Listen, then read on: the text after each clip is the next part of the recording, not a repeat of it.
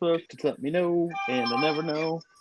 Apparently, other people's reactions just went off. Hey, welcome back to Your List Sucks, episode number 12. This is known as Best Musicals, or Watch Cody hate himself for the entire hour and a half that we're on. I decided to do 4 on this panel because this is probably the most requested topic of people flooding my DMs trying to be on this episode. So I decided to try out a new format. 1, it might be the only one we ever do. Or 2, it may be a new format moving forward. We'll find out. I brought back the sole person in the Hall of Fame that started it all. Kaleb Koho is here with me tonight.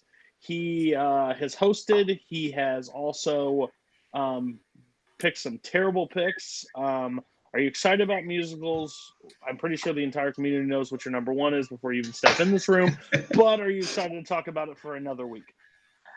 Yes, absolutely. I'm excited to do musicals. I'm excited to hear what these guys have to say about musicals and see if my list is the worst or the best. Because Brian's on here, I don't think I'll be in last place.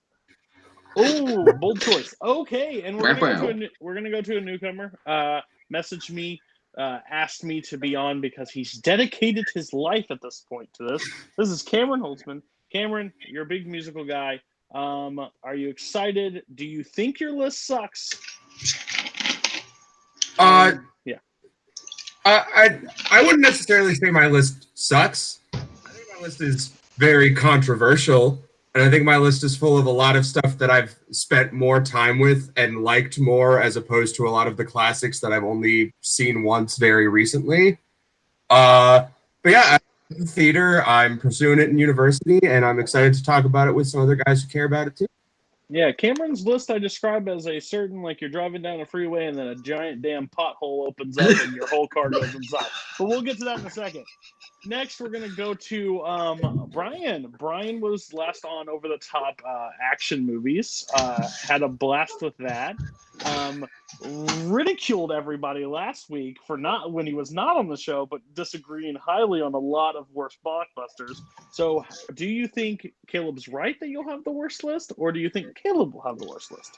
I think, in their opinion, I will have the worst list. I like all the movies that I have on here, but there's a lot of non-traditional picks. I'm going to have a lot of takes that are on the warmer end of the spectrum. Probably some modern films that some people here don't think have earned their spot yet. But, I mean, I like everything on here, and I tend to lean towards fun movies, even though there are some serious ones on there. But the ones I go back to and call my favorites are usually the ones I just have a good time watching. So I probably will take some flack for that, too. So. And the person that probably after this list is revealed has taken the spot of Old Man Boatman. We've got Andrew Barr. Andrew, are you excited to be on this? You were also one that I definitely wanted to get on because of your passion for musicals. Do you think your list will suck in my eyes and the general public, because I'm always right? And are you excited to be here? I don't think it will suck in your eyes. I think there's one that you're going to call me very pretentious for. But yeah, no, musicals have been a big part of my life. I do theater. I've gotten to be lucky enough to work with professional theaters. And musicals are very important. So anytime a new one comes out in theaters, I'm the first person to buy a ticket. I cannot wait to talk about these lists. So did you already pre-order your Cats tickets? We'll get back to that. I'm a huge sports fan, but my one of my biggest passions through high school and college was musicals and theater in general. So I'm excited to be on this list. I'm a little pissed that I'm not on this. I should have got somebody else to host this and me actually take a spot on the seat. Maybe one week we'll do that. But we're going to start with Andrew. But before we get there, how it works is everybody is going to talk quickly about their bottom 3. We're going to discuss them. They barely made it on the list. We'll talk about why they like them, and we'll move on pretty quickly. And then we'll go 7 through 4. Everybody will be able to trade one apiece, talking about the movies they love. And then we'll go 3, 3, 3, 2, 2, 2, and 1, 1, 1. By the time it's all said and done, these 4 people have combined a top 10 based on their list and their rankings. I have no say in it, even though I wish I could have moved a lot of these way off the list and put my own up there. That's not how the show works. So, Andrew, tell us your 10, 9, 8 in order, and if anybody has one of his, say yes. Thanks. All right, here's the pretentious pick. My number 10 is a French musical. It's called The Umbrellas of Cherbourg. Beautiful music, eye-popping color visuals. Watch it. I love it. Number 9 is probably one of my most fun musicals on here. It's Little Shop of Horrors. Yikes. Yikes. Perfect. And my number 8, when it comes to musicals, this one probably has the most tradition. It's Fiddler on the Roof. This is probably one of the best scripts, librettos of any musical of all time. And some of the most beautiful music and fascinating characters. My number 8, Fiddler on the Roof. Yeah, so your choices, we'll talk about 9 in a second. Fiddle on the Roof, I really do enjoy. I just don't like the movie version Fair. as much as I like the stage production. The best part of the movie is Which Was a Rich Man. But besides that, okay, I figured that was going to be on your list. I even wrote next to it pretentious on a few of them, so I'm glad you already pulled out that word choice. You're And welcome. number 10, yeah, cool. I'm glad you put it on there, buddy. Best of all time. So we're gonna move along. We're gonna go to Caleb. Caleb, can you continue your streak of having a list that sucks? Absolutely. Number 10 is The Greatest Showman. Cool. Number 9 is Rent. Anybody else? Yikes. Nope. Okay, yikes. Yikes. Okay, so I'll save that. And then number 8 is Mary Poppins. Anyone? Yikes! Okay, so the only one I'm going to talk about very quickly is Greatest Showman. Just real quick. So Right. Brian has that also at 9. So Brian and you guys will talk about it right now. So Go ahead, tell us about The Greatest Showman. Okay, so the plot is not great. I completely recognize that the story itself glorifies a character that we should be glorifying, but the music is so incredible that I had to allow it as a guilty pleasure pick at 10, and it's my only real guilty pleasure pick. So that's why it's on. Brian? Well, Greatest Showman is one of those. I heard an original musical was coming out. I got real excited. When it came out, at first I honestly was a little bit disappointed just because I was thrown off. It wasn't the musical style I was expecting. But I watched it more and more. It grew on me. I watched a lot of the making of stuff that made me love it even more. And now it's snuck on my list at number 9 now. Yeah, so that was the last one that Caleb can talk about right now. I think they made a big mistake with this movie with calling it P.T. Barnum. They should have just made it its own story and it would have never got the backlash it got. I just think they glorified the wrong character. I think if they would have just been a musical based around the circus, no one would have said anything. But you had to use P.T. Barnum, which is the thing. The music in the show, regardless of what anybody says, I think the story is blah. But I love the music. I find the music very catchy. I've listened to it. I'm with Brian. I've heard the making of it. I think it's even more interesting. I just think they screwed up on delivering it. They should have just made it its own original. Or based on him, but called him something else. I don't know. It's just because it never showed the real P.T. Barnum. We're going to go to Cameron next. You're 10-9-8. My number 10 is Moulin Rouge. Yikes. Okay. All right. My number 9 is 1991's Beauty and the Beast. The animated one. No one. Okay. Nobody. What's your 8? Like 2 sentences on it. It's a classic. It's absolutely brilliant. I love it. I also have a lot of memories with it because I was in the stage adaptation of it. Just really great, fantastic film. Yeah. And what's your 8? My number 8 is Willy Wonka and the Chocolate Factory. Yikes! Ooh. He says with authority. I will match that yikes with an oof. Okay, Same. we're going to Brian next, 10-9-8. All right. At number 10, I have from Justin to Kelly. Number 9 is Spice World. No, just kidding. All right. Although my number 10, I did want to use my bottom slot for something a little bit different. And there's a movie that I love, underrated as both a comedy and a musical, Tenacious D in The Pick of Destiny. I am completely serious about this. I love the music in it. There are performances, but there are story told through songs, so it is a musical. The songs are excellent, and it's just a hilarious movie, and I love it. 9, we already talked about, is Greatest Showman. My number 8 pick is Grease. Grease. No. This one, I am probably largely swayed by nostalgia. But aside from Disney movies, this may have been the first musical I ever saw, I think possibly. It was light. It was fun, even though everybody looks about 10 years too old to be playing high schoolers. But I had a huge crush on Olivia Newton-John for the longest time. So, But I enjoyed it. Okay, so Tenacious D, I'm kind of with you. I absolutely love this movie, way more than I probably should, because it's not great, but the music and everything is really catchy, and I think like growing in my like high school age, this is like the perfect time for this movie to come out for me to actually love it. I'm with you. I'm with you on Grease, actually, and I know that's a shocker for most. It's nostalgia for me because it's one of those musicals that I have seen numerous times. It's bad. It's It just really, simple and fun, though. yeah, it's simple and fun, but it's bad now looking back through my grown up eyes. But I still, if it's on, I'd probably still watch it. I like it enough. It's pretty raunchy and funny, and it's just what it was back then. And I think a lot of people just hate it for being one of the things to hate now, because they didn't grow up with it or they see it later. But that's it. Your bottom 10, 9, 8, everybody. So far the lists are something. We are going to Andrew next. You're going to start at 7. You're going to talk about it.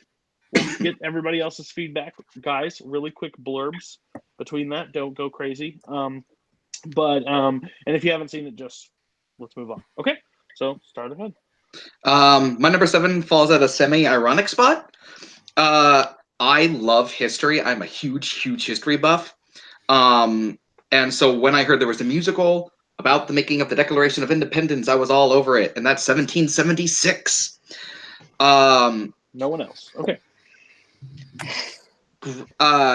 It's the pace of this musical is actually really strong. It doesn't overstay its welcome.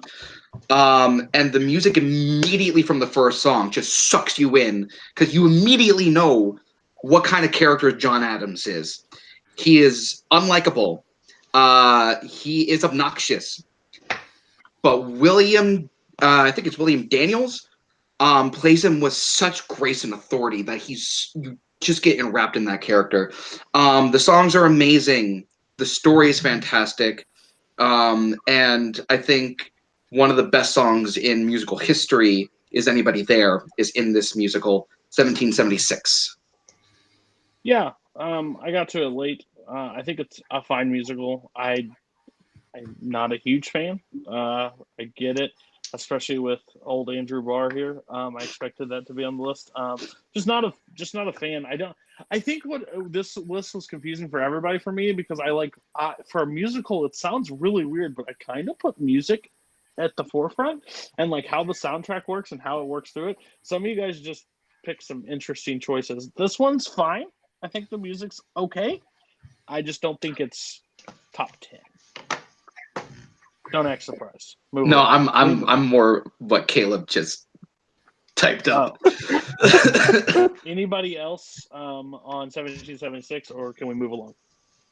Haven't seen it. If you want me to reiterate what I typed in the chat, the better version of 1776 hasn't been made into a movie. It's called Hamilton, but you're 100% right. Nor should it be made into a movie. Ooh, that is an incorrect statement. All right, I guess if that's it, I'm going to go to my number 6. This is one that I have a really deep attachment to because I've been in multiple productions of it. I've been one of the main characters, and it's one of the most fun experiences I've ever had. But the show itself is just so charming. It's a charming show, and that's The Music Man. I think that... Which version? Oh, the original Robert Preston version. Still doesn't make it better, but continue. How dare you, sir? That's how I feel about you right now. I'm with Cody on this one. Oh, continue. You don't like Broderick? God, Matthew Broderick was terrible in that version. Go ahead. But this is one of those movies where it really does depend on the performances, and I think the performances are fantastic. And I just kind of like the charm about it. It's a good story. I like the story a lot. Do I think it's perfect? No, but this is one that if it's ever on, I'm glued. I'm sitting right in front of my TV. So back to you at the desk. This is like having a fucking toothache and taking that dot candy and stabbing it into your tooth and not letting it remove. Oh, You call it charm. I call it like the Good Boys version of a musical that drives me up the fucking wall. This is literally, when you wrote it, I literally typed it in there. I was like, bit pretentious, don't you think? And you brought it up, and this is the one I think is super pretentious on your list. Like, I would have Who doesn't love Shapoopy? I would have rather you had like a terrible stage adaptation like Phantom of the Opera put on your list than Music Man. It is rough, awful. I hate it. I honestly, when you say when it's on, what do you always like on Turner Classic Movies? Yes. Yes. They don't offer this on like cable normally. The Music Man's not running at 2 o'clock in the morning. Okay. Anybody else have anything about the Music Man? No. Yeah, Best thing to come from that is the Simpsons monorail parody. Oh, that is great though. Sure. Okay, please. All right. Okay, let's talk about it. All right. Well, here's the one that I think people are going to be upset that it's not in my top 3. I like this musical a lot, though. It's a great movie. It's Singing in the Rain. Yikes! Okay. Yikes! Okay. I'm down, Aham. Wow. Sorry. I think. Wow. I didn't think anyone would get angry that made my top 5. He literally had a stroke because he said it. He said it for a second. I was like, "Wait a minute, no." Yeah. So my number 4, is one that I really do love, except for the ending, which is the only reason it's at number 4. And that's My Fair Lady. Anybody? No. Okay. Wow. I'm surprised this didn't at least make someone 7. This I just love once again, this one is based off of the performances and the songs. The songs in this musical are really good, and it's really clever. Henry Higgins does mostly speak singing up until the last song where it becomes more melodic, and it just fits the build and the arc of the character. It's such a smart musical, and then the end I'm just not necessarily crazy about. But watch this movie. It's so good. And it's so much joyous energy. I love My Fair Lady. Yeah, so My Fair Lady I really do enjoy. I think it's a great musical. I've always hated the argument that movie's really good, but the ending sucks. Well, that's a 60% in my book. But, I didn't say it sucks. Okay, not good. Whatever you said. No, it's fine. I think the main 2 characters, plus I think I'm terrible at this. Her dad in the film is awesome. His moments, it is a huge standout. It's one that I saw in theaters, like when I was in drama class, and I was just like, "Oh God, what is this going to be?" And I really thought it was charming and really good. Nobody had My Fair Lady. Anybody have any like hot takes on My Fair Lady, or just haven't seen it, didn't like it? What? I haven't seen it. I can't believe you. I enjoyed it. It'd probably be in my teens somewhere. I'm going to be totally honest. It's the wrong movie to win Best Picture that year. Mary Poppins, I think, was the better musical nominated for Best Picture. So that's fair. I like Mary Poppins more. All right. So Andrew, we've got a certain grade going for his list right now. Let's see if he can redeem himself later. We're gonna go to the person guaranteed to probably score a D or an F. Let's go. Let's go. All right. So number 7 is a bit earlier. That's Little Shop of Horrors. Yikes. Silly Yikes. Silly Yikes. Cool. No, all everybody had it at 7. That would be pretty insane. All right. So my number 6 is my first hot take. And it's not because it's a bad movie, because I love this movie. It's The Wizard of Oz. Anybody? Dorothy? Nope. Just missed. Am I the only one who put Wizard of Oz on this list? Yes. Okay, so I'm the only normal one. Okay, so it was a hard judgment call. I adore the movie, but the reason why I put it a little bit lower is because the music, while it's really good, is really only one song is really amazing to me. And then there's like one song that's done over like 3 different times and counts as 3 different ones. And once we get to Oz, there's not any music after that. So it goes a little lower. Yeah, it is. Not true. Oh. Yes, it is. when they get into Oz, they literally sing. Yes, once they get to Oz, they sing that song, and that's it. Then there's another 45 If you minutes. count the deleted scene with the jitterbug, there's also that. Yeah. King of the Okay, Forest but the is in Jitterbug Oz. is a stage. Jitterbug is just in the Continue. You anyway. got anything else about Wizards? No. No, I Okay. don't like. I'm. This is like giving the medal because it's like one of the first, and it was beautiful color. I don't like the music. I think it's fine. Cowardly Lion's my favorite character in the entire show, but like other than that, I'm just like, it's like the Toothache movie for me. It's overly sweet. It throws it in your face constantly. And there was kind of a musical that came out that ruined this for me, that I can't watch this anymore because it's kind of different. And it's Is it Wicked. that one? Yes, Yep. it's Oh, Wicked. okay. Wicked changes fair enough. the entire story I of what agree. this movie is, so I can't pop it in and be like, no, she's not evil. I agree. She's actually doing the good in this, and you're wrong. I agree. So I just can't watch it. I don't find it that entertaining. You guys, That's fair. as musical fans, it all goes different generations here. Why no Wizard of Oz? Does it not resonate? I know Andrew had it. He mentioned it in his honorable mentions for me, so it was close. But it I had it at 10 until I A, rewatched The Wizard of Oz, and B, watched The Umbrellas of Cherbourg for the first time. I like The Wizard of Oz. I like a lot of the absurdity that's in it. At one point, the Scarecrow has a gun and it's never seen again. Yes. But there are small moments in it. When I saw it again, I was like, ooh. And then, as you said, after King of the Forest, there's no songs in it. And that's like 40 minutes of the movie. So that's what knocked it off and put it at number 11. Okay. Anybody else? Yeah, this was one that I rewatched for this because I hadn't seen it since I was a kid. It's one of those where I'm like, I fully understand why people love it, and I understand why it is a classic, but to me, it's fine. Like, it's a made movie, and it deserves to be considered a classic, but the music is very much lacking for a large part of the movie. And also for someone who was in a stage version of this where there is so much more music, having that absence is very noticeable. Yeah, I agree. Anybody else?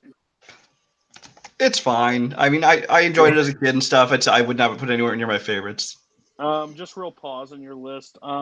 Hey, Jonathan Peck, Blues Brothers isn't a musical, and neither is A Star Is Born. So just to let you know, they wouldn't make a list. So he's in the chat right now. He gives his list every week, and it's not correct. Douglas Castle's here, and Multiplex Entertainment, which I think he's also in this chat. So that's very interesting. Thanks for being here. Next one on your list, Kelly. Okay. So next one, I'm fully aware of the recency bias call. It's Rocket Man. It's my number 5. Can we hold on?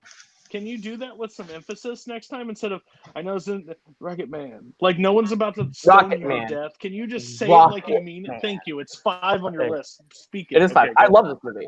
Okay. So you can call the recency bias all you want, but I think it's kind of a revolutionary musical, at least in film. Because it takes the jukebox musical and makes it good. I don't think there's ever been a jukebox musical for me that ever really hit until Rocket Man, telling the story through his music, and it's really well directed, and the numbers, the bitches back is insane. Saturday Night's All Right is a great scene, and then you also have Rocket Man, I'm Still Standing. It's great. The music's great, the story's great. Taron Egerton is amazing. Yeah, so wish I could rip you apart on this one. I freaking love this movie. It's not even a question for me. I think this movie sets a little difference because I've heard a lot of people say it's like a traditional biopic. It just follows the same beats. But if it happened to the man, I'm okay with finding out about it. I went with no expectations for this movie. I was literally deciding between Godzilla or Rocket Man. Which one do I watch? I was like, I will have a better time in Rocket Man, I think. And I sat down, and it literally was. It's still so far my favorite movie of the year. I absolutely enjoy this movie. I will watch it again numerous times. I think I liked Bohemian Rhapsody last year, and I know a lot of people were mixed on that, and that's fine. I liked it more because more people hated it, so I just turned it up a little bit. But this one, he took on the character of Elton John and hit it out of the park for me. So I was able to gravitate more towards it. So I have no problem with it 5. Most people will say it's recency, and that's fine, but I think it will continue to be one of those in the past. I know Brian wasn't a huge fan of it, but Cameron and Andrew, who after Brian gives his piece, Rocket Man, have you seen it? Did you like it? Did you hate it? Go ahead. I didn't hate Rocket Man. I liked it more than Bohemian Rhapsody. I'll say that. The songs were the actually, it was not performances, but like the songs were actually, musical style in the movie. I really enjoyed that stuff. I wish there actually been a little bit more of that. It's just the rest of the story and stuff I didn't get as into. I didn't like the way the film was made, but I didn't hate it. It just it was okay. That's fair. Andrew, Cameron, how do you feel? Yeah, literally the only reason it did not make my list, recency. It needs to sit just a little bit longer. However, it probably would have made, honestly, maybe number 4 on my list otherwise. I think the Honky Cat sequence is one of the best sequences in musicals that I've ever seen. And sorry seems to be the hardest word. I thought was executed to perfection. Yeah, just a little too recent, or else it would have been real high on my list. And Cameron. For me, the big thing that kept me from putting on this list is I've only seen it in a theater, and one musical that was already brought up, The Greatest Showman, proved to me that just because you really enjoy a movie while watching it in a theater with other people does not mean that you'll enjoy it when you watch it alone at your house. Because I saw Greatest Showman 3 times in the theater, and then I bought it the day it came out on Blu-ray, went home, and literally couldn't finish it while watching it alone in my basement. So I need to wait that's fair. And see if it's not just a theatrical experience. And let's go to your number 4, Caleb, you literal hack. How dare you put this on your list? No, I'm just kidding. You're right. Okay, so I tried to limit myself to one Disney animated musical, but I ended up not being able to choose between the two because they're so great for different reasons, so they're both on my list. But my number 4 is The Lion King. I think the music is great, the story is fantastic, and yeah, there's not much I have to say to defend The Lion King. So, just clarity. Are you mentioning 94, or are you talking 94? About, okay. 94. Okay, just making sure, because that other one will not be spoken on this channel. Anyways, man, what a bold choice. Only putting this at number 4. How dare you, good sir. And I really don't care. The only time I'll let the other 3 talk is if you only have positive words about it. If you don't have positive words, we can just skip along. Anybody have anything positive to say about Lion King? I loved it. I made a conscious decision to skip Disney animated musicals just because there was other stuff I wanted to focus on. That's fair. That's 100% fair. You make your list how you want to. Andrew. This was super close. This would have been my number 13 or 12. This is easily, out of all the Disney animated musicals, this is easily the best one because of the beautiful music, the fantastic characters, and the epic scale that is just brought to the screen. The stampede scene is just one of the most jaw-dropping scenes to see in animation. So it real close to making my list. Yeah, but the music man made it. Okay, continue on. Cameron. I really love Lion King. It's in my honorable mentions. I also I picked Beauty and the Beast over it just because I have more of a sentimental attachment to it, and that's the main thing, really. Fair. And just to point out, back-to-back Elton John. This is true. You're right. I wonder if I'm a fan. Nothing's wrong with that. Okay. So Cameron, give us your 7 through 4. All right. My number 7 is Sweeney Todd, the Demon Barber of Fleet Street. Anybody? No. Wow. Wow. Okay. This is one that I watched for the first time for this list, and I really enjoyed it. Like, I'm a big Tim Burton fan and just hadn't gotten around to this one. I think it's fantastic. I think Johnny Depp is amazing and is actually a really good singer in it. I think that Helena Bonham Carter's performance is fantastic. You're wincing. I see you're wincing. I just really like it. I think the story is very well done. I think Joanna is one of the most beautiful ballads in all of musical theater, and it's clear that I'm losing all of you, so I'll just let others talk. You said confusing words like, I'm a Tim Burton fan. That's a bold choice in 2019 to say.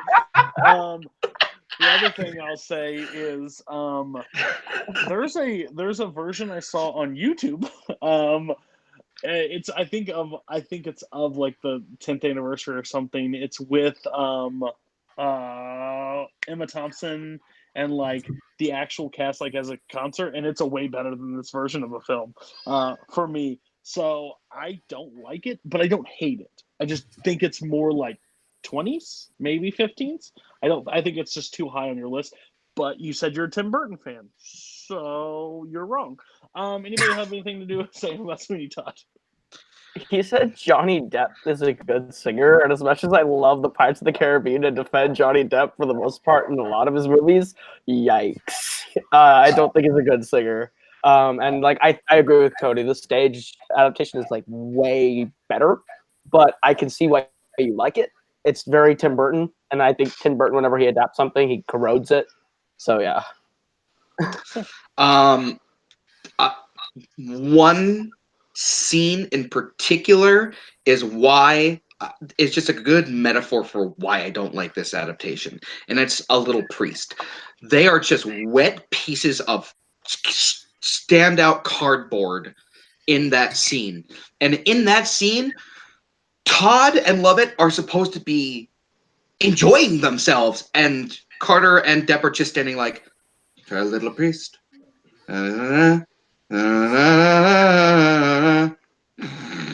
No, get it out of here. Fair enough. I will defend it. I like Sweeney Todd. It was one that actually was on and off my list several times. I mean, it was towards the bottom half, but it was still on there. I'd probably ended up at probably like 12. Tim Burton does have a way of Tim Burtonizing everything, but I think that this is one, if he was going to make a musical, this is a perfect one for him to take, and I enjoyed it. Fair, 100%. Okay, so we're going to go to your next one. All right, my number 6, and this is where I'm probably going to lose a lot of people. My number 6 is Across the Universe. Yeah, that's what I thought. I truly can't fully explain why I like this movie as much as I do. It's one that I watched and just instantly really enjoyed it, and I've gone back to watch it several times. I thoroughly enjoy it. I think a lot of the music in it is very well done. Like, I'm a big Beatles fan, and I know that like changes a lot about their songs, but they're still very well done, interesting covers of stuff. Eddie Izzard's cover of Being for the Benefit of Mr. Kite is absolutely weird and insane, but it's also like the perfect choice for it. I think the performances are really good. The music is, for the most part, really good. There's a few things I don't love about it, but overall, find it really enjoyable. And yeah. Yeah, Across the Universe is one that I watched. I think it came out, 2005? 2007. 2007, yeah. It was one of those two. I liked it a lot when I first saw it because I like Beatles music. But then on rewatch recently, I popped it in like maybe a year ago, and this movie loses me so fast in it. I still like some of the song choices, but like, I think you even brought it up. What was the song that you said is awesome in it? Eddie Izzard's version of Being for the Benefit of Mr. Kite. Yeah, whenever they go to the tent and stuff. Oh gosh, I didn't take enough shrooms to understand that scene. Like, that is a rough scene overall. Not a fan. I still like what it did because I think it started where we could get different musicals like Rocket Man and stuff like that. You could bring stuff out of like popular music artists and turn them into musicals. But not a fan. Not a fan anymore. It used to be, not anymore. Anybody else have anything about Across the Universe? I admire Julie Taymor's creativity, but it does not transfer well in this particular movie. I think she has a great creative mind, but it just did not transfer well. I will say the opposite. I hate everything Julie Taymor has ever done. I will admit she is creative. She is creative. I'll give her that, but it doesn't make it good. I didn't really like this movie the first time it came out. I rewatched it recently. Didn't hate it as much. I mean, it was okay. I was watching it because I had just seen Yesterday and was back in the mood for it, which I think Yesterday is a better movie myself, but it's not a musical. But yeah, Across the Universe, I still don't like it. Okay. You go ahead, Caleb. I think I just had a bad experience when I watched it the first time, so I don't think I've given this movie a fair shake. But yeah, that's what's on here. And something weird's about to happen. I have to pass the reins to Koho for 5 minutes, so do not let the place burn down. But I'm going to keep it on rails. Cameron, give us your number 5. All right. My number 5 is Sunshine on Leith. Ooh. Hold on, what? Oh, I know Sunshine that on one. Leith. I know this one. I wasn't. I've never even heard of this. All right. L-E-I-T-H. L-I-E-T-H. No, L-I. So to explain this, for those who don't know, Sunshine on Leith, directed by Dexter Fletcher, the director of Rocket Man, the jukebox musical with all music by the Proclaimers, who are also known as those guys who sang 500 Miles. Really? I watched it for this list, and then I watched it again the next day after watching it the first time. I absolutely loved this. It's so fun. It's like I think they're Irish or Scottish. I can't totally remember which. Scottish. And they're just it's Scottish fun, as they describe it, pub music, but it's just really interesting. It's got a cool story about soldiers returning from war and like their relationships with their family and their loved ones, and like the way that things are impacted when they come back. And I think it's really, really cool. I think the opening number is fantastic, where we literally like see them in war, and it's just a group of soldiers like stuck in an APC, all like singing to bolster their spirits and just get through something. I think it's fantastic. And you know you're doing something right when one of the weakest parts of your Proclaimers musical is the 500 Miles scene. But yeah, really enjoyed it. Really good. Is this a Scottish film? I've never heard of it. I believe so. I can look this up. I'm gonna go ahead and speak for myself, and I think maybe Cody in saying that I've never heard of this movie, but because it's directed by Dexter Fletcher, points. I will take this as a replacement for Rocket Man. It's a Scottish film. It's actually an adaptation of a stage musical that's all the same music.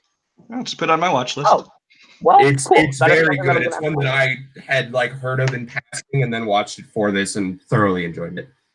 I think Andrew recognized it. So, what do you think? I did recognize it. I recognize it because I know the stage version. I've been meaning to get around to this movie because the way that they retweak some of the songs is gorgeous. The title track, it's gorgeous. It's one of the most gorgeous songs I've ever heard, and the rendition for the movie is also just stunning. Phenomenal. It's jaw dropping and knocks you to the floor. It's wonderful. Okay. I've been meaning to see it. It's All right. very So, all right. So then we'll get Like to Cody your yelling when he comes back. My number 4 is Little Shop of Horrors. All right. So you're the one who yeah, has mine is lower actually. Ooh, It's lower. lower. Okay, then do we talk about it now? I think you talked Does about it. everyone If anyone it's in have it his- higher than you? No, I have it lower than him, but I haven't talked yet. Okay. So then go ahead. You and both talk talk about it. Bye. Yeah. Well, I'll talk about it. So Cameron, go ahead and Actually, start. all 4 of you. Cool. Do I start it because I had it highest? Yeah. Yeah, you go ahead and start because it's your highest. All right. This is another one that I watched for this list. I hadn't seen it, and I watched it in my office at work because I finished all my stuff like 2 hours early, and I watched it in my office, and I really enjoyed it. It's fantastic. Levi Stubbs' vocal performance as Audrey 2 is the standout for me. I think that Mean Green Mother from Outer Space is vocally an incredibly impressive song, and then Feed Me Seymour is just so fun. Obviously, Suddenly Seymour is a beautiful duet that everyone should know and everyone should love. Just overall fantastic movie. The good ending, the unhappy ending is the only ending that I like. I watched both of the endings. The bad one, the unhappy ending is the far superior one. Just really enjoyed it. Little Shop of Horrors, my number 4. Yeah. Okay. So I love this show. It was my first show that I did in high school. I was a character that is very quickly rushed over in the movie. But I think the reason why I have it lower on my list is because the movie version is not as good as the stage version to me.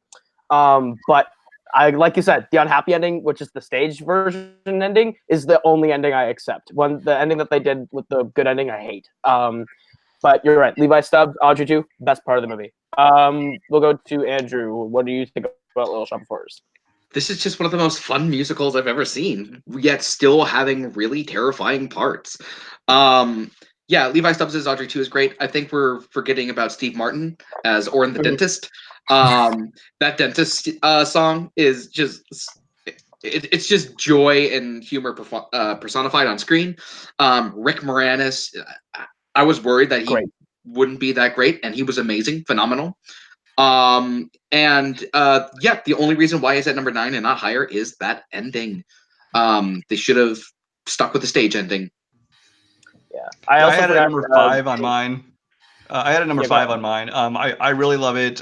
Rick Moranis is perfectly cast for it. Ellen Green, who did it on Broadway, came back, well, off Broadway. She came back and did it, and she was great in the role. And basically, this is the movie that got Menken and Ashman hired to bring back the Disney musical. They went on to do Little Mermaid and Beauty and the Beast and Aladdin. So, I love the music there. So y'all better.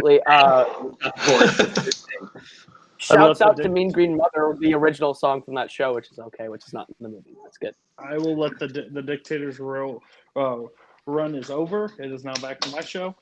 You did good, Caleb. Thank you. Thank you. I think we just went through 4, so I need. Well, you can skip 7, but you can still talk about it. You can. Yeah, my number 7 is Q Koho is La La Land. Yes? Yikes! I assume. Ooh, surprise! I assume. Hey, just real quick, is this next one the newest one or the original? No, this next one is the other one on my list. The only other one on my list that's probably completely nostalgia, and Cody's already trying to hold in his laughter right now. It is 1982's Annie. I swear to God, I love that movie. I love the music in it. I loved it since I was a kid. Listened to the soundtrack until the record. Yes, vinyl. Like skipped so much you couldn't even listen to it anymore. I mean, the leads are perfectly cast. The supporting cast, I mean, come on, it's ridiculous. Tim Curry, Carol Burnett, Bernadette Peters, Anne Reinke, who was a Broadway vet at that point.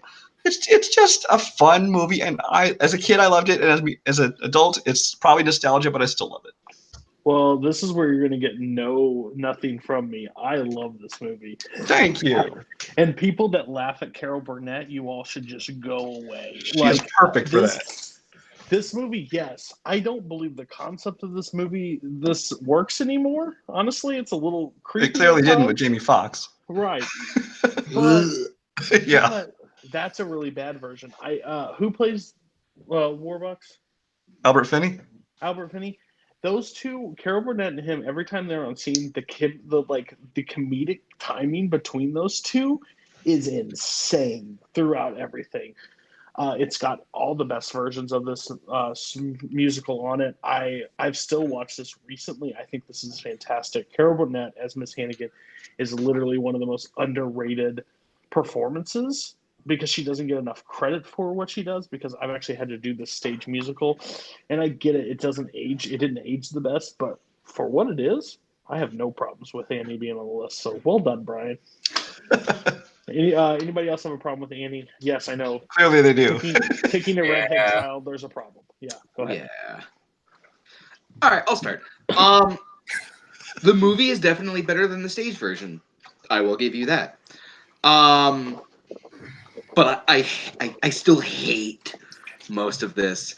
Now, granted, once again, Carol Burnett, Tim Curry, and Bernadette Peters are the saving graces of that movie.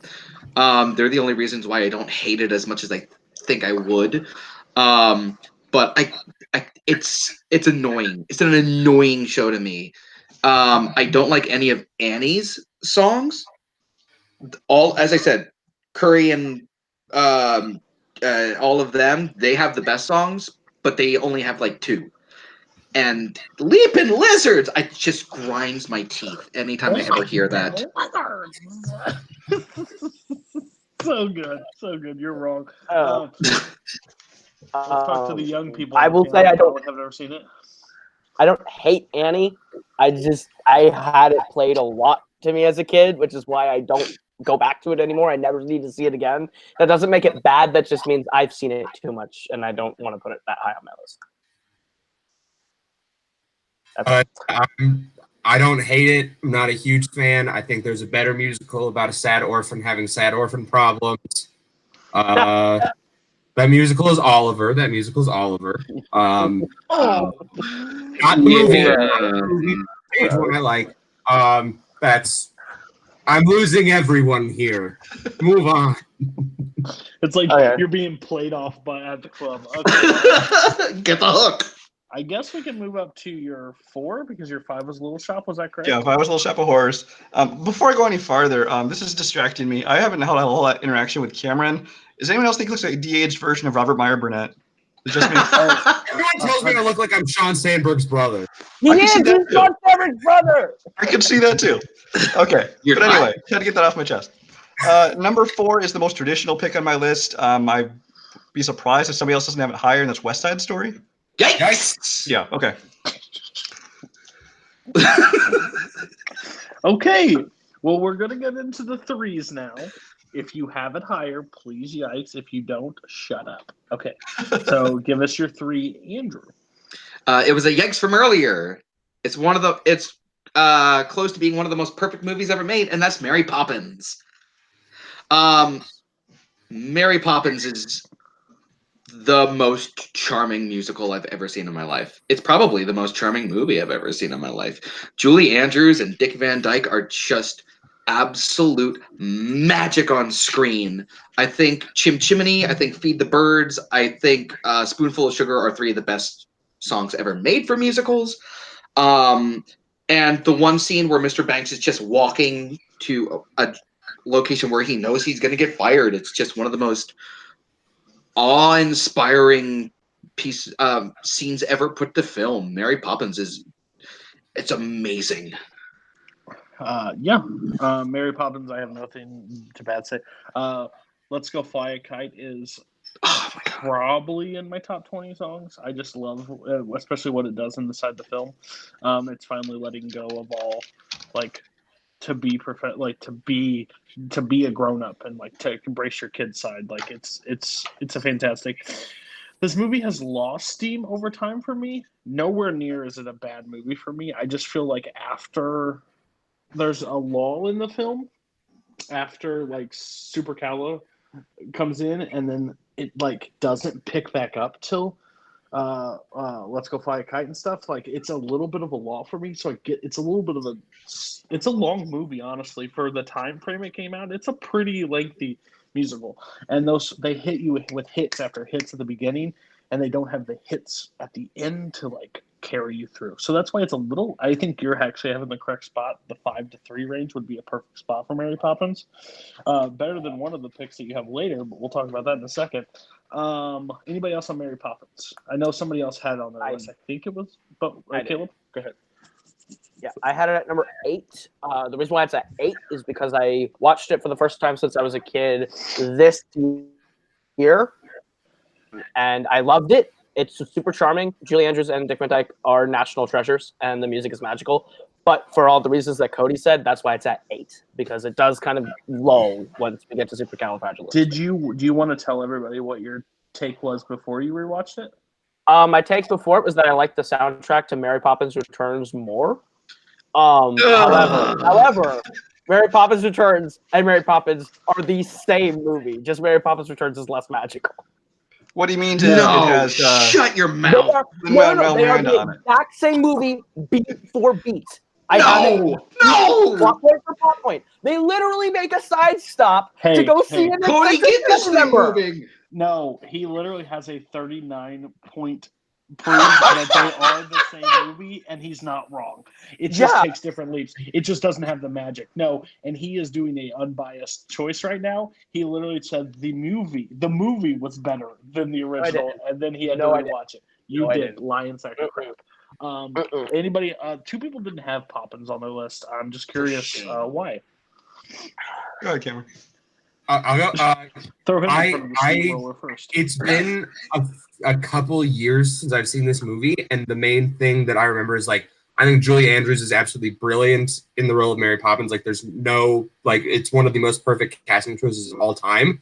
It's just that to me that so outshines the rest of the movie. It's been a while, Andrew. I'm sorry. We went over this a week and a half ago on Rankum. When you didn't even praise it. Yeah.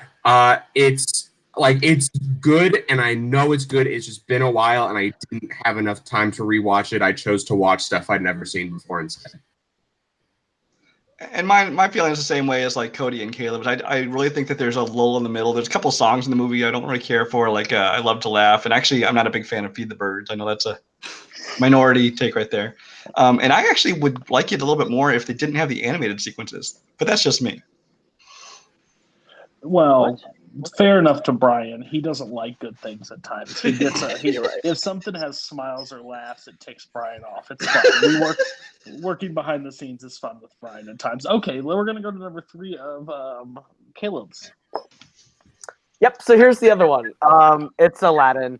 I think this one lends itself better to being a musical than The Lion King, just because of like One Jump Ahead, Friend Like Me. Like I like the music of Aladdin more than I like the music of The Lion King. But I like the story of The Lion King more than I like the story of Aladdin. So the trade-off was which do I lean more towards in a musical? And when in a musical, I lean more towards the music, which is why I put Aladdin one step above Lion King. But they could have easily been on the same level. I love Jafar. I love everything about this movie. So yeah. When Koho is trying to backpedal or trying to throw bullcrap in your way, he throws his hands a lot to get you away from him. I just talk with my hands. You're wrong. Thank you for letting me know. You're wrong, and I just I know what that meant. But listen, that's fair. I mean, again, if you have the top 3, 4 of Disney flip-flopped, I'm fine with it in my eyes, and you know what those are. So I'm fine with this one being a little higher than Lion King. It's just what hit you at the time. I know Brian just chose not to put animated films on there, which is fair. Cameron, you had Beauty and the Beast on there, didn't have Aladdin, so just talk about that. Or Cameron did, and Andrew, you didn't have any animated so far. So did you have the same approach as Brian? No, I did not. Oh, sorry. No, you first. Yeah, again, it kind of comes down to I have a lot more sentimentality towards Beauty and the Beast than I do Aladdin, Lion King. I've seen Beauty and the Beast a lot more. It's been a while since I've seen Aladdin. Yeah. Okay. Aladdin, Beauty and the Beast, and Lion King were the 3 animated musicals that I was highly, highly considering. Aladdin just got beat out by movies that I like more. Fair. I want to make one correction. I chose not to put any Disney animated musicals on there. Disney. Yeah, still have animated. I don't like what that. I don't like what that. Yeah, me neither. But I agree with what Koho said, though. The Aladdin and Lion King, I like the music better one and the story better than the other. I think Aladdin has suffered a little bit in the years since it came out, because when it came out, you're like, Robin Williams is great as the genie, but then he spent 10 years doing the same shtick, and it kind of wore off the specialness of his performance in Aladdin just a little bit. But I still enjoy it. I understand that. Can disagree with it, but I understand it. We're going to go to Cameron's 3. This is where I set the internet on fire. This is where I pick. For the most part, I tried to balance my list between favorite and best. And this is where favorite heavily comes into play over best.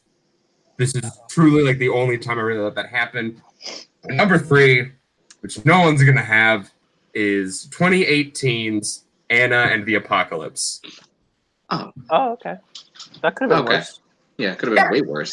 It could have been way worse. I absolutely love this film. I heard about this film in like late 2017 from the Only Stupid Answers podcast when they went to Fantastic Fest, and immediately I went, I need to see this. I managed to get to see it actually in a theater in my hometown. It was playing for 2 days, only in the middle of the afternoon, and I managed to find a way to make it happen. I was one of 8 people in the theater seeing it, and I absolutely loved it. I think the soundtrack is great. I think the idea of a Christmas comedy zombie musical is ridiculous and shouldn't work, but I think it really does. It's got great performances. It's got great emotional beats, great fun stuff, and a fantastic villain performance from Paul Kaye, who you might know as Thoros of Myr from Game of Thrones. Yeah, Anna and the Apocalypse. I'm ready to hear what everyone has to say. That's my pick. It's a very interesting choice. Like, I don't have a problem with it. I think it's too. I think this one classifies like too new, but I didn't like after watching it, I was just like, yep. Like, this is something I'll go back to. Like, it kind of falls in that thing. Like, have you guys ever been to a movie where you're like, I'm glad I saw that, but I never need to see that again? It kind of falls into that for me. By the way, Cameron, I want you to describe every bad news ever, because how you were describing it was like, here comes a nuclear warhead, but then it's like, oh, I got you a gift, and here's some chocolate. Sorry. I was scared. Like, I even knew your pick, and I was like, did he change it? Like, how bad could it be? He's talking about it so bad. Oh, okay, it's not so bad. So I just figured, like, it's nothing big that people know. Like, it's a very recent movie, and it's a very odd, off-kilter pick. And I figured people were going to get mad at me for having that and not having Mary Poppins as well. Yeah, that's fair. Oh, I'm still angry at you for that. That's fine, Andrew. Okay. All right, so people talk about it. Go ahead. Okay, so I haven't watched this yet. I have access to it, but I haven't seen it yet, so that's on me. But if everyone's going to get mad at for putting Rocket Man on for recency and not get mad at Ant of the Apocalypse, there's like a 6-month difference and about I would assume 5-star difference in quality. So y'all get out of here. I probably Ant of the Apocalypse was first shown in a theater in the year 2017, so there is that. I probably enjoy Ant of the Apocalypse more than Rocket Man. That's just me. I know I'm in the minority there. I thought it was a fun movie. Like Cody said, it's like it's nothing I love. I mean, I probably will go back and watch it again. I've already watched it probably 3 or 4 times between the theater and then at home. I enjoyed it. The songs were a little too High School Musical-ish for me. I mean, I was expecting a little bit better from the music, but I still enjoyed it. My biggest problem with the movie is that in the last half, it kind of forgets it's a musical and a comedy. It just, there's less songs and there's just, it gets way serious. And I mean, I still liked it, but that was my only concern about it. I saw the trailer for it. I thought it looked interesting, but the music wasn't grabbing me. And so I didn't go out and search for it. I'll probably see it eventually, but I haven't seen it yet. Fair. All right, Brian. Let's break the internet. Here we go. All right. Oh, God. Just one that people are going to hate. I love this musical. It is the most fun musical I've ever seen.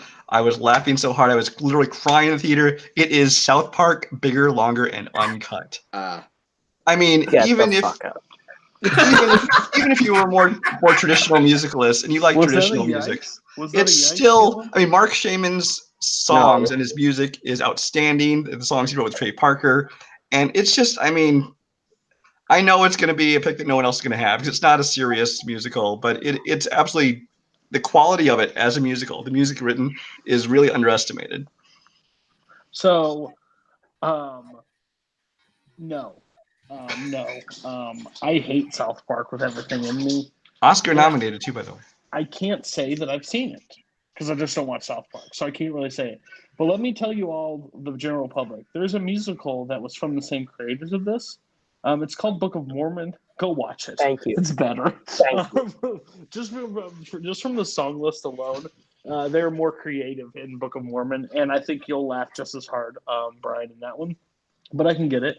I totally get it. Like, it's kind of like why people hold Deadpool so high for some, because it's groundbreaking. It did something that we've never seen before.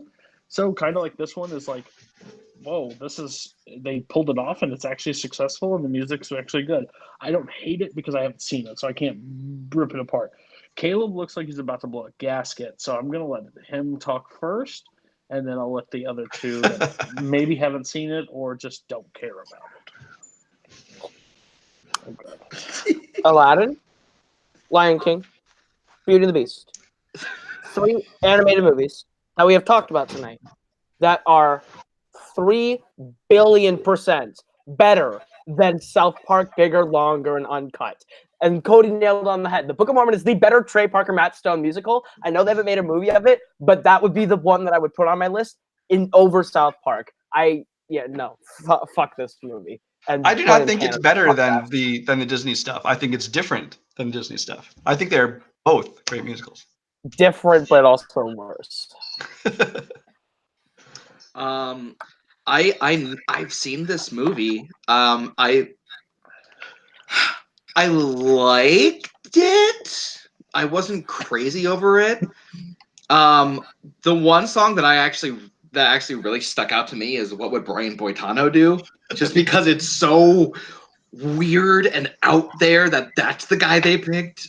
And some of the things that the scenarios that they put him in is really absurd, and I love absurdity.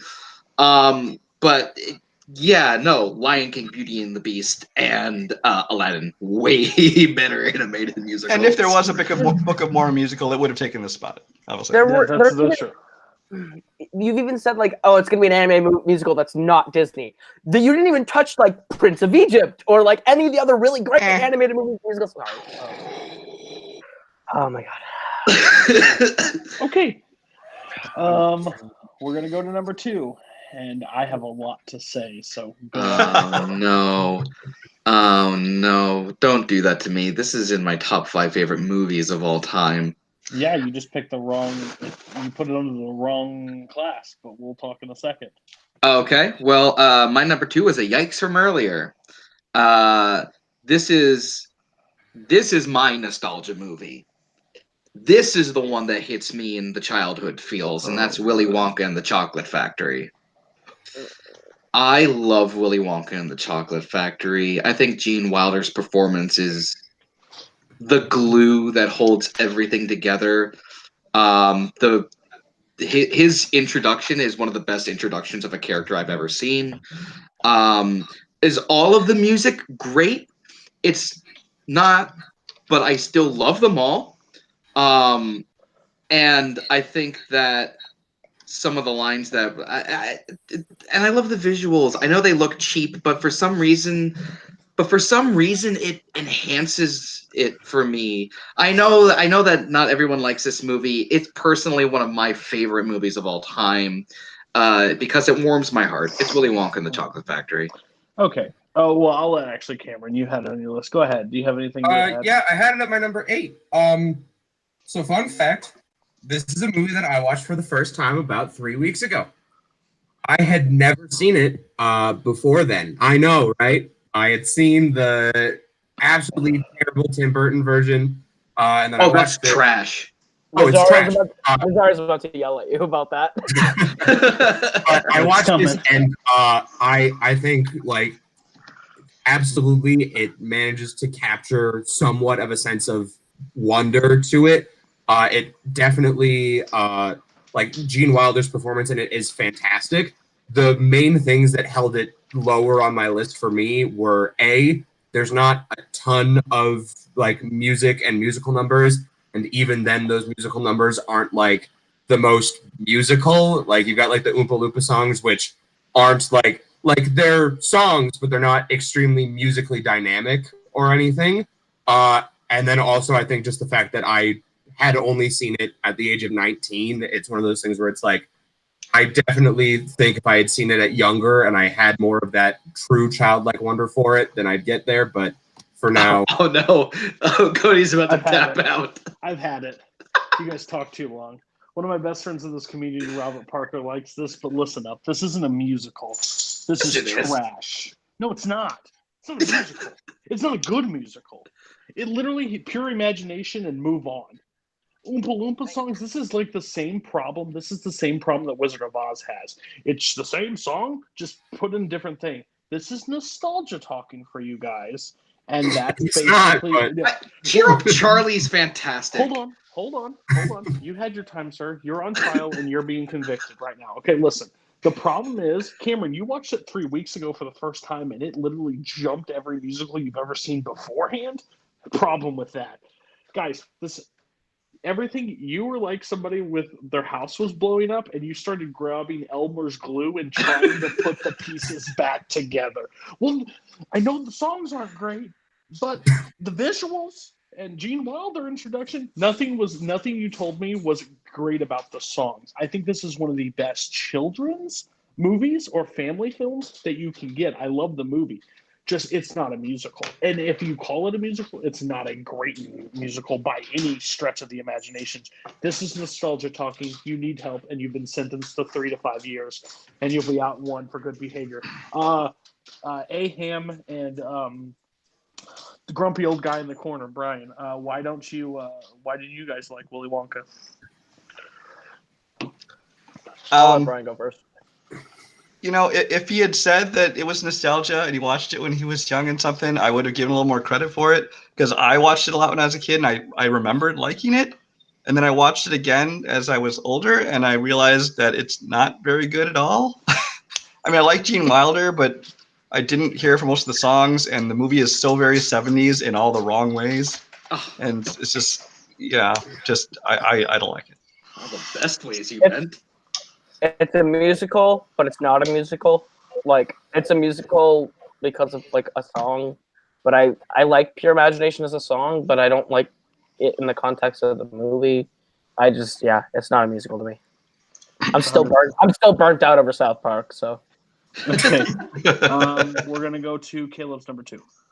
All right. Well, someone had this earlier. I yikesed it because it was a little too low. That's Singing in the Rain. I think this is pretty close to a perfect musical. I think every song in it is dynamite. I think the set pieces are really great. I think it's actually really ahead of its time in some of the like things it tackles. Like in the first conversation between Gene Kelly and Debbie Reynolds, they literally touch on Me Too, but like put it in like a negative light, like in the 50s, sort of like what the Me Too movement's about, which I was surprised when I rewatched it. And Donald O'Connor is magnificent. Gene Kelly's magnificent. Debbie Reynolds is magnificent. I can't say too much about it. The only reason why it's 2 is because there's one sequence that goes on too long and it rushes to the ending a little bit for me. But other than that, it's great. Oh God! Go ahead, Andrew. I had this at my number 5. Honestly, I feel like if I did rewatch it, it would jump up way higher. So I probably need to do that ASAP. But everything that Caleb said is great. The visuals, the color of it all is fantastic. I love the story. I think the story is really fun. I think the character of Lena Lamont is such a great character. I love Lena. Perfect.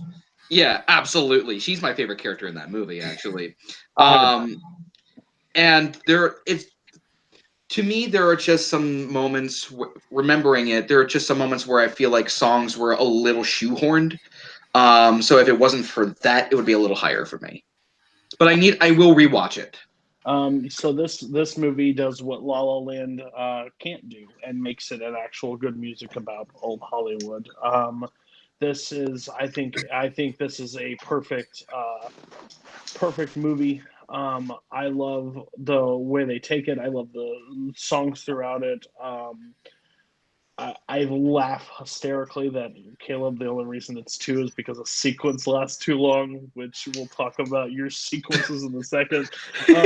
But yeah, this movie from start to finish is just amazing. And I think it used to be nostalgia why I would put it on there, because it was one of the first musicals I ever seen. But now rewatching it, no, it's just honestly that great. Gene Kelly is what didn't get enough credit why he was still around and of how amazing that man truly was. Cameron, Brian, you are on trial now. No Singing in the Rain. Why do you hate things in black and white, or why do you hate like good movies, or why do you hate like movies from the 50s? Or Well, it wasn't in black and white for starters. It's not in black Sure, and Some of white. it. that's fine. Some of it was. Sorry. I have. Go first. What's that? Go ahead. You can go first. Oh, I have nothing bad to say about Singing in the Rain. I enjoy Singing in the Rain. It personally does not resonate to me as like it's one of my favorite ones I go back to as often. But I enjoy the movie. I have nothing bad to say about it. South Park. Fucking South Park. Yeah. Oh yeah. I guess it's me to talk. This is no joke. My 11. This is another one that I watched for the first time for this list. And I think if I have more times to see it and I watch it more and it grows on me, it will end up higher on this list. On a first time viewing, it's very good. Just I think there were some that for one time viewing, it hits really well, but might not hold up as well. I think Singing in the Rain is one that will hold up on more viewings and I will grow to like it more. It just barely missed out on my 10. Cameron. I want you back on this show at some point, but you literally watched 2 you watched two movies for the first time, and Wonka made your list, but Singing in the Rain didn't. I have a lot of issue with you at this point. I can change that if you want. If Wonka's not a musical, Wonka's No. I'll change it. No, Oh, Singing in the Rain now. 10. It would still be lower than Wonka then. No, Wonka would leave my list. Singing in the Rain would come my 10. And let me just be real honest with you. I'm just thankful the thing on your shirt wasn't put on this list. So Yes. we'll just move along at that point. Give us your number 2. Me? Okay. My number 2 is West Side Story. Yikes. Yeah, I had a feeling. Uh-oh. It's number 1? What? Okay, go ahead. Now we're going to go to Brian. My number 2, I know somebody else had it on the Yikes earlier. I'm sure a lot of people think I have it way too high, but it's just one that I really enjoy and go back to a lot, and that is Rent. I was the Yikes that before. What's that? No, I was saying, I was the one who Yikes that before. Go ahead. Okay. I mean, I know a lot of the Rent theater purists don't like some of the changes that were made, and then people can criticize the cast as being too old for the roles, which I think they did fine in the movie. But I love the music. I love the acting. I love the way it was choreographed and filmed. I thought it was very well done. And like I said, it's one I go back to again and again. And I just don't understand the negative reactions people have to it. But I love it. Caleb. Yeah, no, I like the stage version better. However, I agree, Rent purists go overboard in saying this movie's terrible because it cuts out all the phone call moments and stuff, and it's like, yeah, it's fine. Like, I like the movie. It's a very streamlined, focused version. I think the original cast is great, and I think Tracy Toms and Rosario Dawson are great additions to the cast. So, yeah, this is a bold choice from you because I've been getting hate for a long time about this because I actually enjoy this movie. Just for the simple fact is, yes, I do like the stage version better, but there's a reason why the stage version is the way it is, because you can't do the stuff that they could do in a movie. So you have to make the phone calls and you have to make it that simple, the one construction set. Like, that's the reason Rent works the way it does.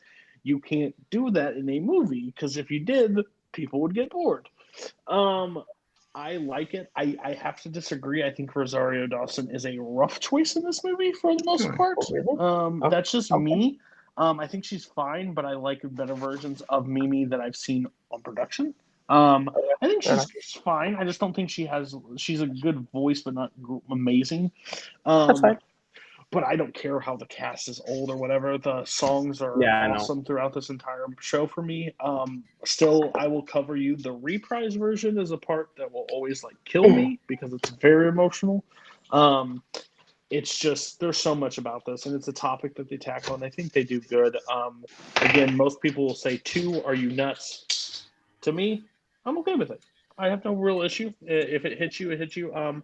2 people that are probably Broadway snobs in here in a second, but we'll find out. Rent. Why didn't Rent make your list? Cameron, after you. So I've never actually seen the Broadway version of Rent. I'm seeing it for the first time this September. Cool. So it's not a Broadway purist thing. I like this movie. This is another movie sitting in my honorable mentions and just didn't end up making the cut. I think there's a lot of really good stuff about it. I think especially I think Anthony Rapp is very good in this movie, as well as I'm fully blanking on the actor's name who plays Collins. Is it Jesse L. Martin? Yes. Jesse L. Martin. Yeah. And I think those performances are my 2 standouts. This movie, I don't love Idina Menzel in this movie, which I know as a musical theater person saying I don't love Idina Menzel in something is a crime. But Over the Moon is one of the worst, most trash sequences I've seen in any musical. You're actually not wrong. And legitimately, that's one of the main things that pulls it down is that it's good, it's fine. My brother's wife, it's her favorite movie of all time. Yeah. Well, they're married, so can't get out of that one. Go ahead, Andrew. Okay. Let me start by saying that I like the stage version of Rent. but I also think it's one of the most overrated musicals ever. It's literally an unfinished musical. Get out of here. Jonathan Leave. Larson died before he could finish tweaking it. Leave. But the main thing that hurts the movie version of this is the direction. Chris Columbus did not direct this movie well. The over the moon scene, as you pointed out, is not good. I don't think that it. Here's the thing. I based all of my choices off of the movie. As a movie, how does it do? Because if I was basing it off the musical itself, Fiddler on the Roof would be number 2 on my list. So yeah, the main reason that it's not on my list is because I don't think that as a movie it worked, mainly because of Chris Columbus's directing. Can we pause for a second? I've never seen somebody have such big, boisterous reactions to something that he put at number 9.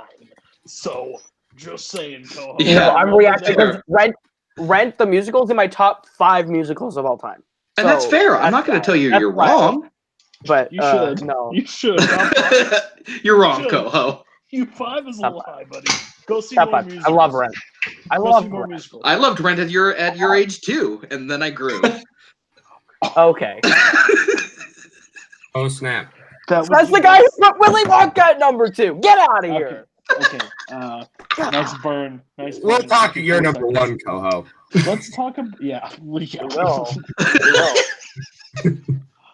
You need to see more musicals because your 1 is wrong. No. Number 1, Andrew. One that I couldn't agree with more. Basically, because I think it should be in everybody's like top 4, top 3. I think it's amazing. But go ahead. It was one of the biggest yikes that we had tonight. It's my number 3 movie of all time. It's one of the very few movies that I genuinely consider perfect. 5 out of 5 stars, and that's West Side Story.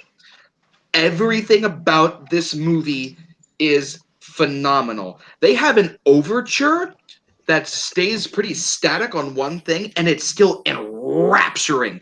Everyone's performance is on point. The music is on point. The dancing is shot brilliantly. And here's the thing that actually really stands out is that the movie version is better than the stage version. They swapped where Cool and Officer Krupke are, and it works so much better where they are in the movie. This is just an amazing movie that everyone needs to see if they haven't.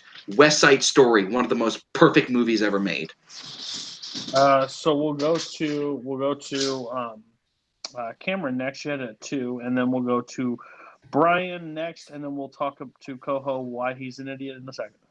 Cool. This is a musical that I was actually in before I saw the movie of it. I was in it when I was 14, and then I watched it a couple months after we had finished our run. And I fully agree with what Andrew said. Switching Cool and Officer Krupke makes so much sense, and it is so much better and just really works. Also, both of those are 2 like real standout songs for me. But then again, every song in that musical is a standout song because everything in that musical is absolutely incredible. The story is fantastic. It is the best adaptation of Romeo and Juliet by far, without any question in my mind. I can't come up with any more words to describe how fantastic this movie is. Brian. I had it on my number 4.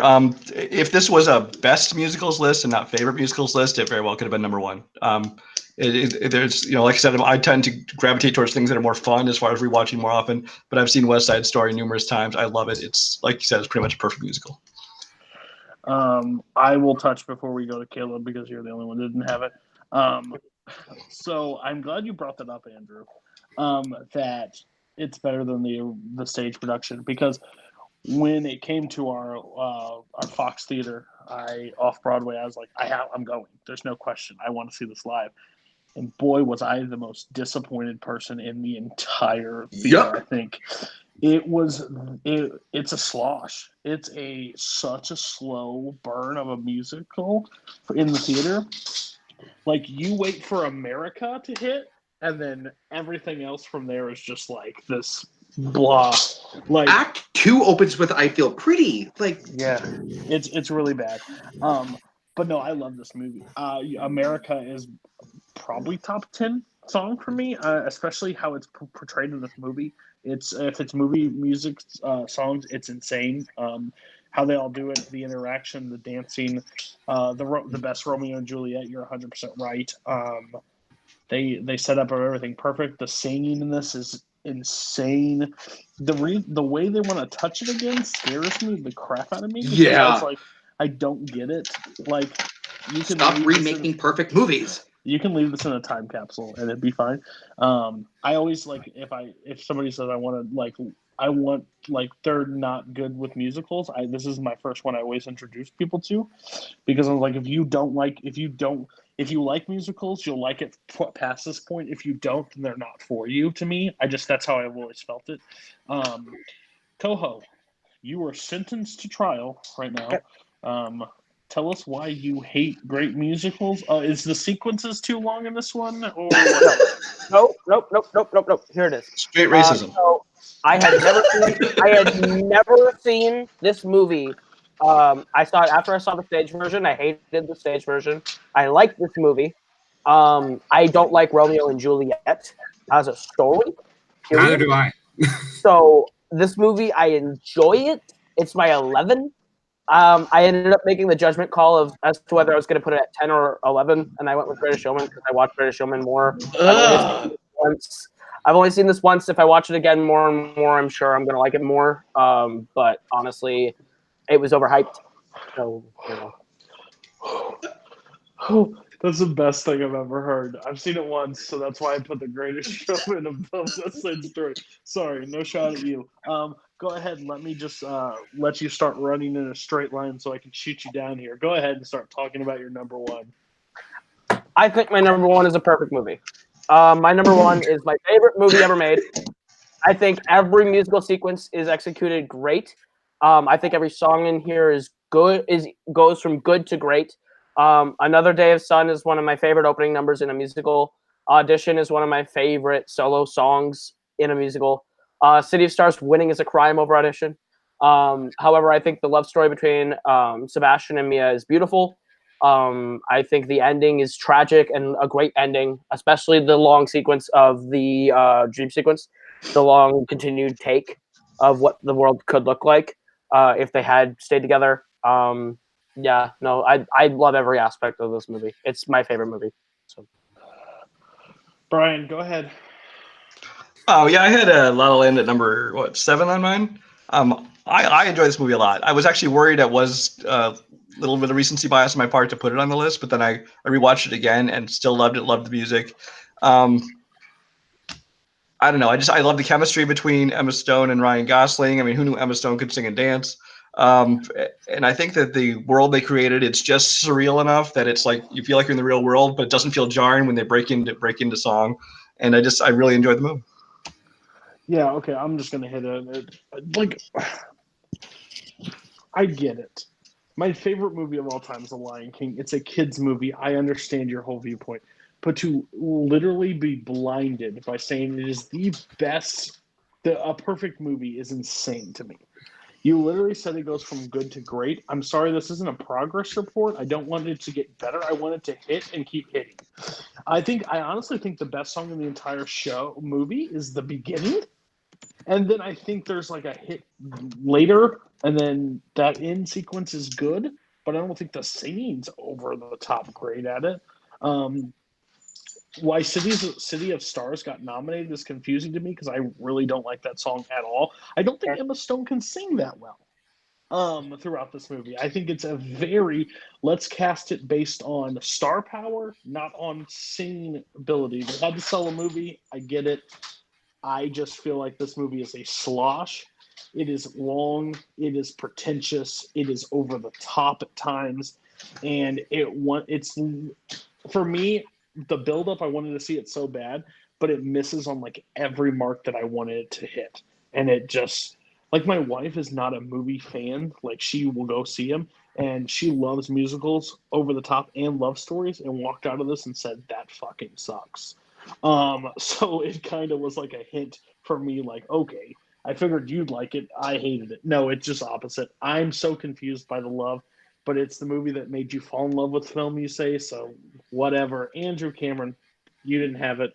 Good job, but why? Cameron, you first. Push you right in front of this table. Yeah. No, I think that as a movie, this is fine. I think that as a musical, it fails to me purely on the basis that I do not think Ryan Gosling or Emma Stone are that good of singers. My favorite song in the entire movie, and really the only song I like from the movie, is John Legend's song. And that's just because it's a fun, upbeat pop song by John Legend that really has no place being in the movie other than to make me somewhat like a part of the film. I saw it. It's so overhyped. It's fine. I've seen it, and I can say that I've seen it. I will not be seeing it again unless I like have to.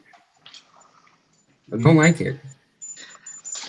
Well, I'm glad I'm going next because I'm going to be more positive. This movie would have been my number 12 or 13. I really like La La Land. I admit it has problems. I really like the opening. I think Emma Stone and Ryan Gosling do a really good job because originally those roles were going to be Miles Teller and Emma Watson. And having Ryan Gosling and Emma Stone is an improvement. And the John Legend thing kind of knocks it down for me. Plus, having seen both The Umbrellas of Cherbourg and An American in Paris, which this movie kind of rips off. This movie is essentially The Umbrellas of Cherbourg, and the Umbrellas of Cherbourg kind of does it better. So because of that, it just missed my list, but I still really like this movie a lot. Oh, the planetarium sequence, by the way. Stunning. Thank you. Thank you so much. Okay, we're going to go. Don't worry, Koho. You're not the only one with a terrible hot take, big giant pothole at the end. Go ahead, Cameron. Let me hear it. Yeah, my number one has not appeared on anyone's list, although it was mentioned by someone in a burst of rage. So when Brian brought up South Park, Caleb went, "There's so many better non-Disney animated musicals you could have." No way. Like The Prince of Egypt. I love this. This is a movie that I absolutely love. I think the music in this is absolutely incredible. The score is phenomenal. Every number from the opening number to When You Believe, the good version, not the Mariah Carey version. The Mariah Carey version of When You Believe is a bad song. To Deliver Us, the plays is my personal favorite, and it's brilliant. I think the animation in it is beautiful. It's one of the best. It's one of my favorite animated films. It's one of my favorite musicals. I absolutely love and adore this movie. I grew up as like a church kid, and so this was a movie that I watched a lot throughout my life, and I have just that, like, it's stuck with me for a really long time, and I adore it. Prince of Egypt. So the reason why I have a huge problem with it is it's high. It's number one, and I get it. Like, maybe I should, like, favorite and best. There's a difference at times for me, and people say there shouldn't be. I agree, but my problem is this is a 15 mark, maybe, if you include it, but then you have to include, for me, all the Disney, and, like, I feel like it loses steam at that point. Just really, really, really high. Number one. I honestly think it's a better musical than La La Land, so I give you a pass on that one. But too high for me, man. Like, I think that makes your list a little, because, like, you have West Side Story at 2. I would never consider Prince of Egypt better than West Side Story. And then under that, like, you had some, well, nope, Yeah, pretty bad ones all overall. So, that's fair. So maybe yours is okay. I would still put it maybe better than Sweeney Todd and Across the Universe. So, you know what? It's your list. You put it on there. You're still better than Koho at this point. Well, we'll talk about it in a second. But yeah, anybody else have anything to say about Prince of Egypt?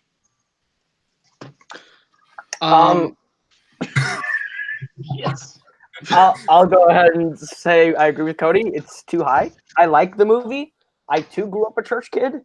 But I think the Ten Commandments is the superior version of that movie in terms of like the adaptation of that story. But I think it's good. It's very well animated. The music's good. I don't know, but that's too Music high. is great. The music wishes it was Disney music. Let's be That's honest. true. I like this movie. I don't think that the animation necessarily completely holds up as well. Like the background animation looks great, but I think the characters sometimes look really bad. They look like raisins. There's so many. It's like too many lines. It's just too many lines. And I like the movie, but no. Fair. I Brian? don't think it's too high. I mean, I would not put it this high, but I think that like you were saying that you don't think best and favorite necessarily there should be different things. I think they very much are different things.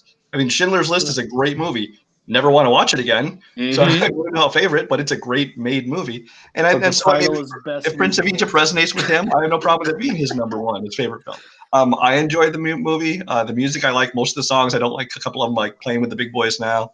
But I thought it was a really good movie, and it was a great introduction for DreamWorks Animation. Although I think Ants came out slightly earlier. But as far as their musicals, I really enjoyed it.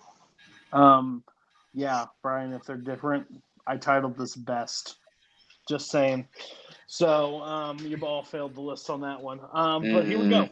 All right. And we're going to go to Brian's number one. Well, Let us okay. My number one, if anyone's been paying attention, they already know what it is. There was a yikes earlier. And this is probably why Cody saved me for last. I'm guessing he hates it, but we'll find out because I've been surprised in the past. And that is Moulin Rouge. As Caleb's head explodes. I fully acknowledge this movie is not for everyone's tastes. The chaos early on in the movie and the style of it it takes some time to adapt to it. I know that I think what Andrew was talking about, Julia Taymor and her creativity. I think Baz Luhrmann is very creative with what he does with all the music and the style of the filming here, except he does it a little bit more, I think, in service to the story. It's very much a love it or hate it movie, and I freely admit that, but I fall firmly on the love it side.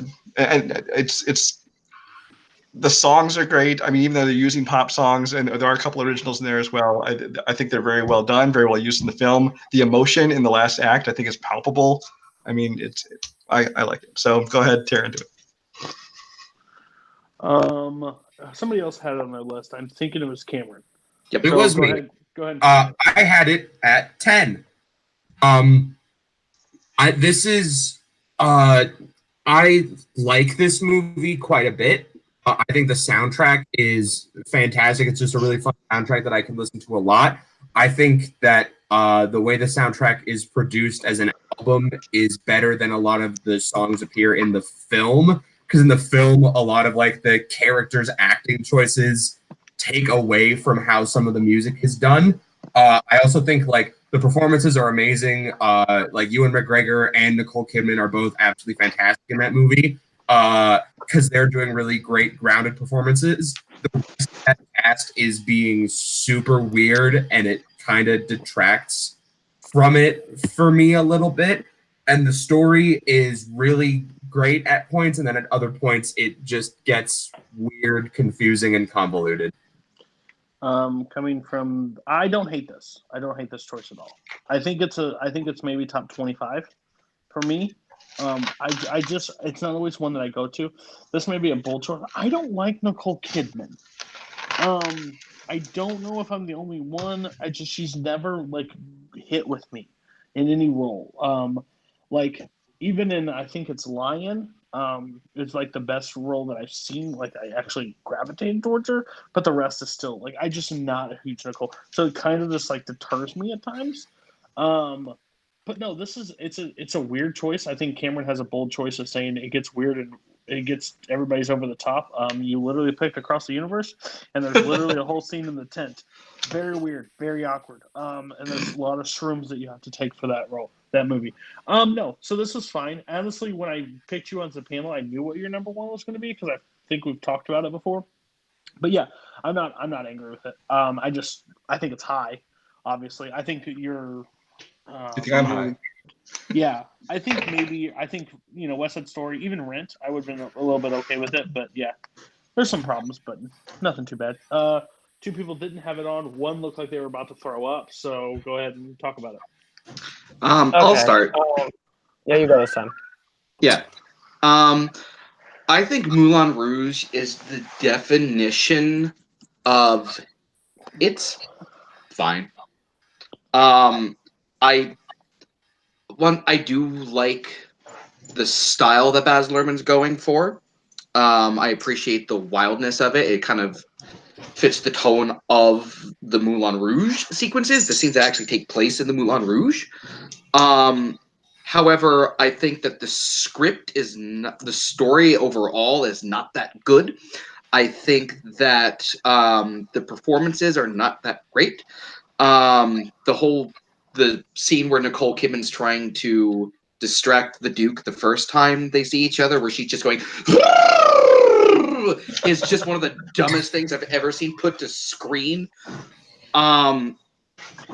It's saved by some really good musical moments and Jim Broadbent, but that's it. Caleb. This was just not for me. I'm not gonna be mad that it's your one because like if you like it, you like it. But it's just not for me. Until Rocket Man, there wasn't a jukebox musical that I saw that I liked. And this one I thought was just really weird and chaotic. And if that's your thing, that's fine. It's just not for me. I can totally respect that. Okay, so that is your list. Everybody's personal top 10. I want to thank the panel before we get to combined top 10s. You will all be back on the show any episode that you kind of want. I set ground rules down before it, and you guys actually hit every mark that I needed you to without driving it too far. We are only an hour and 36 minutes, which I wanted an hour 30 to an hour 45, and you guys hit it perfectly. So thank you all. So welcome back to the show anytime you guys would like. Now we're going to go to your personal top 10s. So at number, give me a second. I reached out to 3 people because there was a score that was tied to see what would be the best, and I gave it to a total of 10 people, and the votes came in. Number 10 is Aladdin. Just missed it was Anna and the Apocalypse in South Park. So they both could have been. I'm okay with that happening. Number Big 9, middle finger to you, South Park. Number 9 was Prince of Egypt. Uh-oh. Number 8 was Rent. Number 7 was Mary Poppins. Number 6 was Moulin Rouge. Number 5 was Willy Wonka. Really? Gross. Yes. Number 4 was a bigger La La Land.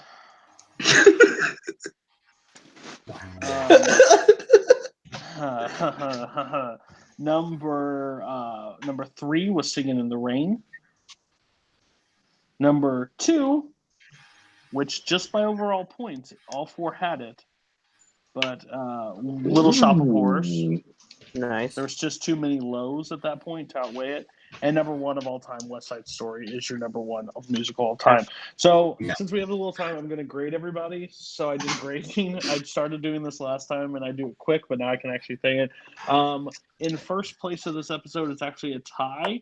It is Brian and Caleb with the top score of a B-. Yeah, right. A B-. Really? What? I had You're out of order. I had more Ryan, I'm agreeing- giving you a high five right now. I had more agreeing with them than disagreeing. I think the biggest problem was La La Land at 1 that hurt his, and I think, but he had everything else in like a correct order. I think 6 Wizard of Oz should have been removed, but I can get it. And Greatest Showman at 10, I don't fault anybody for the 10. Brian, the only thing that hurt Brian was Moulin Rouge was a little high. South Park was a big notable thing, but I've also been on the record that Annie and Grease did not hurt the choice. Annie had La La Land, which I don't agree. So that was a B-. Coming in third place is Andrew Barr with a C-. What? And if I had to write this on your paper in red pen, it would be pretentious much. Stop being a douche. Because you literally left off some notable ones just to be the hip, cool guy in the corner. The problems was Willy Wonka at 2, Music Man, 1776, Fiddler on the Roof. And What is then wrong with Fiddler? And even number 10, you left something off because I saw this and it was amazing and blah, blah, blah. Blah. Get off my list. Watch it. Cameron, welcome to the show. You went to Hi, the Cody. thing. It's nice to meet you. You got a D+. Prince of Egypt is 1. Anna the Apocalypse way too high. Yeah. Another musical I didn't hear, Sunshine of whatever. Then you had Across the Universe, Sweeney Todd, Willy Wonka, and you had Beauty and the Beast, but you had Beauty and the Beast in the 9th spot under all these other ones.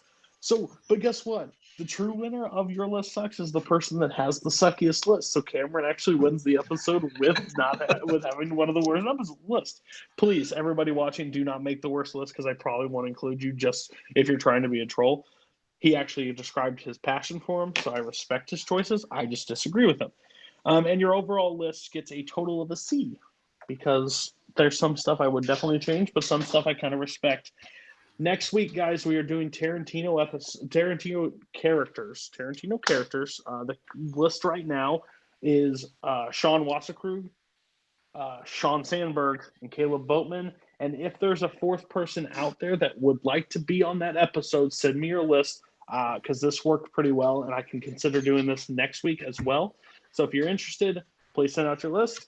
I'm not going to make it a Facebook post, I honestly, it's my show. And this sounds like the most egotistical thing. If you're on this week and you want to be on next week, if you make a strong enough case, I don't care. I will allow whoever I want because I want the best show possible. So if you don't like it, don't watch it. But if you like it, come back and watch next week. Thanks, guys. And we'll see you next week.